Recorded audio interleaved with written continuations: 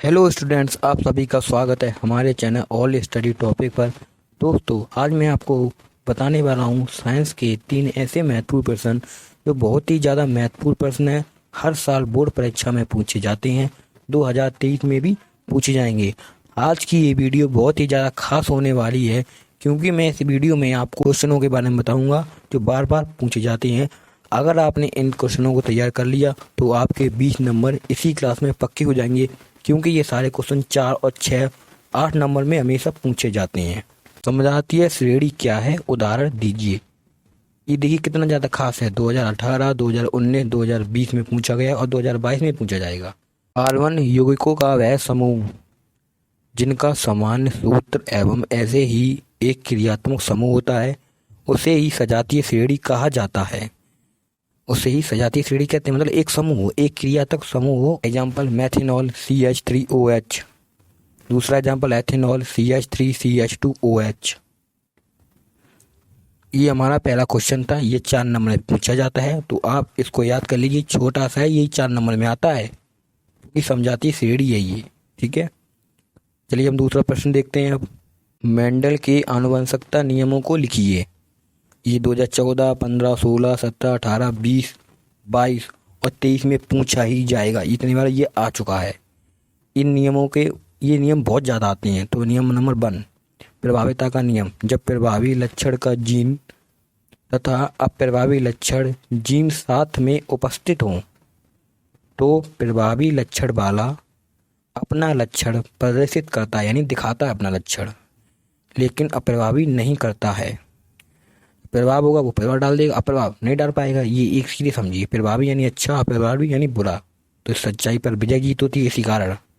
तो प्रभावी में हम लेंगे लंबा TT यानी कैपिटल TT, और प्रभावी में लेंगे स्मॉल TT बौना पौधा।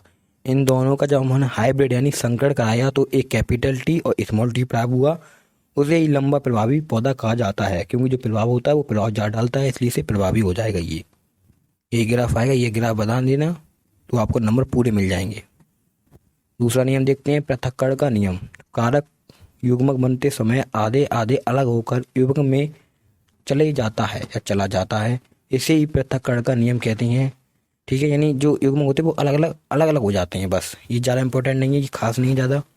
इसके बारे में चर्चा आपको इंटर में मिलेगी। ठीक है। तीसरा नियम, स्वतंत्र अपव्यवन का नियम।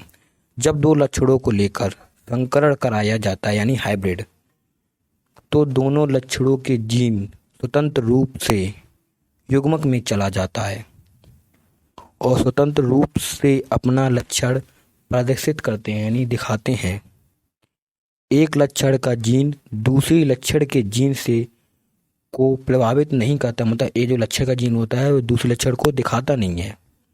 एग्जाम्पल के लिए हम लेंगे गोल पीला यानी कि capital R capital R capital Y capital, और जलीदार हरा small r small r small y small y। हम कैपिटल R और कैपिटल Y से और स्मॉल r स्मॉल y से जब हमने हाइब्रिड यानी संकरण कराया तो हमें capital R small r capital Y small y प्राप्त हुआ गोल पीला। इन दोनों को कराने पर आपको ये ऐसा ही कराना है बोर्ड एग्जाम में।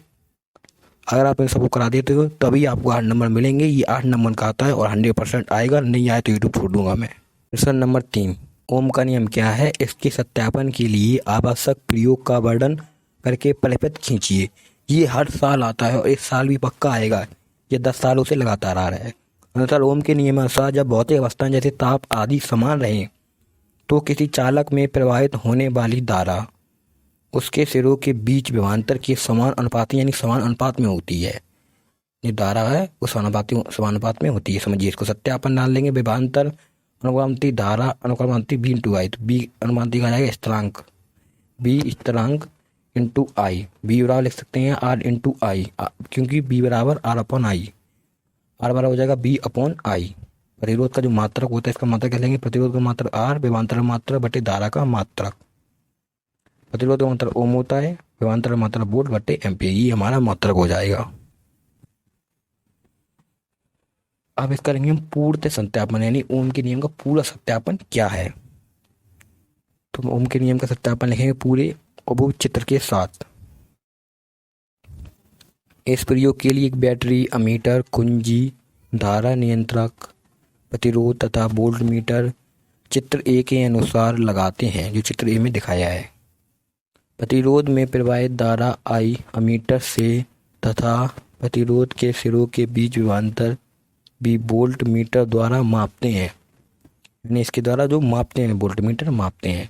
चित्र देख लीजिए आप इसका, ये यहाँ से प्लस माइनस, ये बैटरी हो गया, धन ऋण, प्रतिरोध तार हो गया, ये हमारा ये जो गया है, ये अमीटर हो गया, कुंजी हो गई, ये हमारा धारा नियंत्रक हो गया। इस चित्र को आप जरूर याद कर लीजिए, ये मोस्ट इंपॉर्टेंट है, आपको चित्र भी बनाना पड़ेगा। ठीक है, अब मैं इसको आपको रचना दिखाऊंगा, इस चित्र में है क्या क्या, चित्र में क्या लगाया है, अमीटर क्यों लगाया है, कुंजी क्यों लगाई है, प्रतिरोध तार क्यों लगाया गया है, इसके साथ ही बैटरी का क्या काम होता है।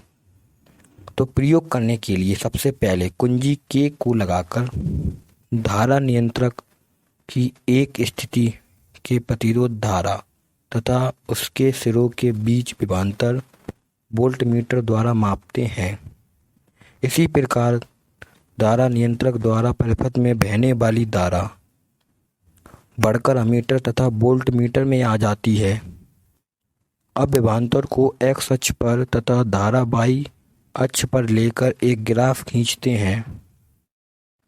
यदि यह सरल रेखा में आता है, यदि जो ग्राफ होता है सरल रेखा में आता है, तो चालक के सिरों के बीच विभवांतर तथा उनमें प्रवाहित धारा का सरल रेखीय ओम के नियम का पालन करता है। मतलब ये ओम के हमारे नियम का जो पालन करेगा। इसको आप दोबारा देखना, तभी आपको समझ में आएगा। तो अगर आपको ये हमारा वीडियो अच्छा लगा तो कमेंट में जरूर बताइए, और आप चैनल पर नए हैं तो हमारे चैनल को सब्सक्राइब जरूर कीजिए, क्योंकि मैं ऐसे ही आगे वीडियो बनाऊंगा जो आपके लिए बहुत ही ज़्यादा महत्वपूर्ण साबित होंगी, जो आपके बोर्ड एग्जाम में 90% दिलाएगी। विश्वास रखिए।